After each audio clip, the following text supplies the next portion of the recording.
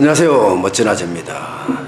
멋진아의 창업교실, 오늘 이제 7번째 시간이네요. 7번째 시간쯤 오면은 이제 내가 외식업을 어떻게 창업을 해야 되겠다, 다는 아니지만 한 절반 정도, 아니 30% 정도 막 그 정도는 감을 잡았을 것 같아요. 왜냐하면 3년 동안 이미 준비를 계속 해왔잖아요. 내가 뭘 잘하는지 찾고, 그 중에서 내가 또 어떻게 할지도 찾고, 상권도 분석해보고, 입지도 찾아보고, 이러면서 내 나름대로의 어떤 큰 걸 찾았을 거예요. 근데 이제 외식업을 창업할 경우는 물론 이제 그 3년 동안에 내가 잘할 수 있는 음식, 그걸 뭐 개발했겠죠? 그렇다고 하더라도 그게 전부는 아닙니다. 왜냐하면요, 진짜 외식업을 창업하려고 한다면 바로 내가, 그것도 반드시 식당의 주방장이 되어야 합니다. 누가 해주겠거니, 와이프가 하겠거니, 절대 그렇게 생각하지 마세요. 어느 누구도 사업은 도와주지 않습니다. 내가 해야 됩니다. 사람을 부리면 되지 하죠.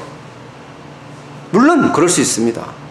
그런데요, 처음 내가 지금까지 20년, 30년 다녔던 직장을 그만두고 처음 나만의 도전을 시작하는 거잖아요. 그러면 제대로 도전해봐야죠. 사람을 부리는 건 언제든지 할 수 있어요.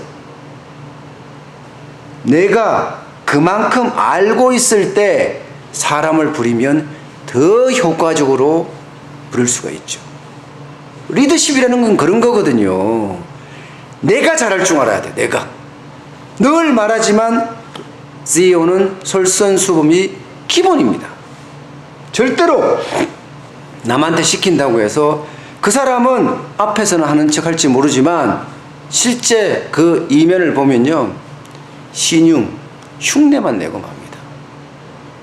그래서 창업하는 그 당사자가 처음부터 끝까지 다 알아야 됩니다.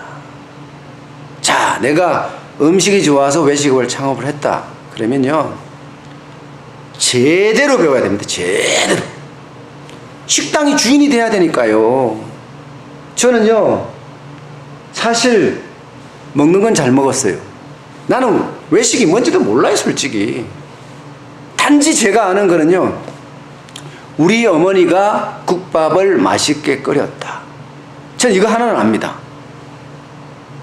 그래서 제가 외식업을 창업하자고 생각했을 때 제일 먼저 모신 분이 우리 어머니예요. 엄마, 집에서 끓여던 소유국밥 좀 끓여줘봐. 진짜 그렇게 끓여주시는 거예요. 맛있어요. 물론 내 맛일 수 있습니다. 보통 사람의 맛은 아니겠지요. 그러나 내 맛에선 진짜 맛있거든요.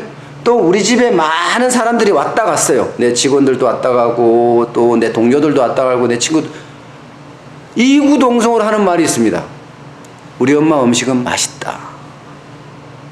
생각을 해보세요. 상주의 양반 가문에 지금까지 어머니가 배웠던 게, 어머니 가문도 양반 가문, 우리 집도 양반 가문이거든요. 그러면 음식은 어머니는 제대로 배웠던 거예요. 그 어머니의 난 전통을 잇고 싶은 거죠. 잇고 싶은 거죠. 이어야지만이 서울에서 오밀의 소고기 국밥이 유명해질 거다. 그래서 어머니한테다가 부탁을 드렸습니다. 그래서 우리 어머니가 서울에 와서 국밥을 끓였어요. 저는 끓일 때마다 계량화를 시켰죠. 계량화를. 예, 계량화를 시켰어요. 고기는 얼마 들어가고, 거기에 또 물은 얼마나 붓고, 거기에 무는 어떻게 넣고, 멸치는, 다시마는 뭐, 생강은, 마늘은 뭐, 오만 걸 다 계산했죠. 파는 언제 넣는 게 좋고, 시점 다 계산했어요.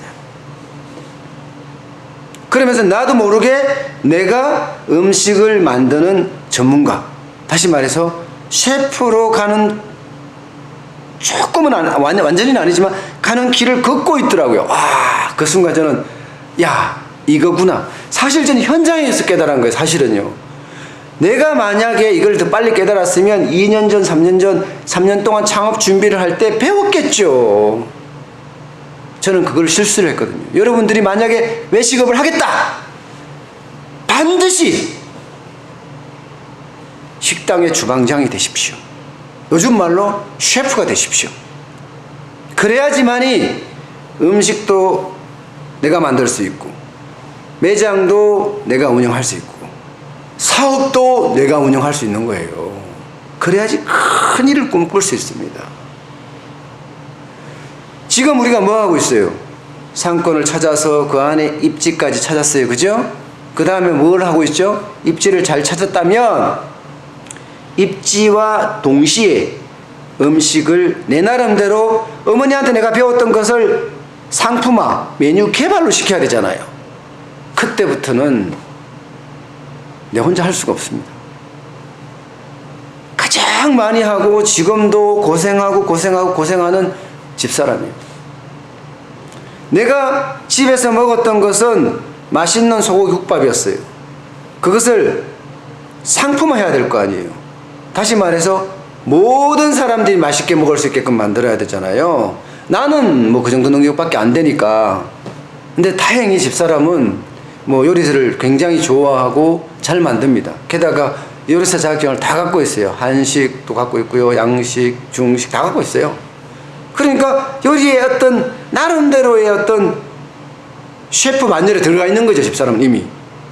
근데 그 집사람이 어머니의 국밥을 이제 모든 사람이 맛있게 만들 수 있는 국밥으로 탈바꿈 시켜 나갔던 거죠. 저는 그 옆에서 도와주고 제가 직접 만들기도 하고.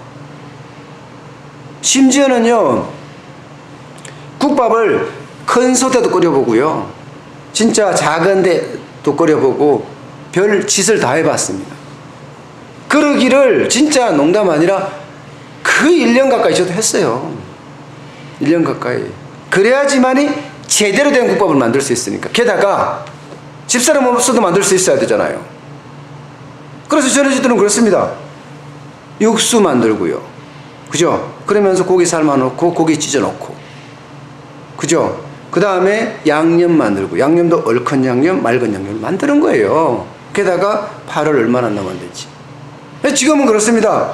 이런 양푼에다가 양념, 맑은 양념이든 얼큰 양념이든 42g을 넣습니다. 거기에 고기 50g, 거기에 파 100g, 거기에 육수 600cc를 부어서 8분을 끓이면 완벽하게 누구라도 음식을 만들 수 있어요. 제가 진작에 알았다면 미리 했겠죠. 근데 사실은 진작에 몰랐습니다. 하면서 시행착오 끝에 나온 거예요. 그것도 집사람의 아이디어와 지인들의 아이디어와 전문가분들의 아이디어가 다 합쳐져 갖고 시스템이 되고 맛을 완성시키고 제품이 만들어지기 시작했던 거죠. 물론 그 과정이 이 가게를 얻어놨으니까 인테리어가 끝나고도 계속 돼야 될 거예요, 아마. 근데 인테리어 상권을, 입지를 딱 찾아놓고 나면 그때부터는 제대로 된 메뉴 개발을 해야 된다는 뜻입니다. 다시 한번 분명히 말씀드릴게요. 외식업을 창업하고 싶으세요? 그러면요, 내가 반드시 식당의 주방장이 되십시오. 그러면 거의 성공 확률을 한 3배, 4배까지 높일 수 있습니다. 아셨죠? 반드시 식당의 주방장, 좋은 말로 셰프가 되십시오. 그러면 성공할 수 있습니다. 지금 저는 제 경험까지니까 그 정도로 좀 이해를 해 주시고요. 내가 너무 자신감을 넘치고 이러는 경향이 좀 있어요. 근데 그래야지만이 긍정의 힘이 저는 된다고 생각하기 때문입니다. 오늘 여기까지 하겠습니다. 어쨌든 고맙습니다.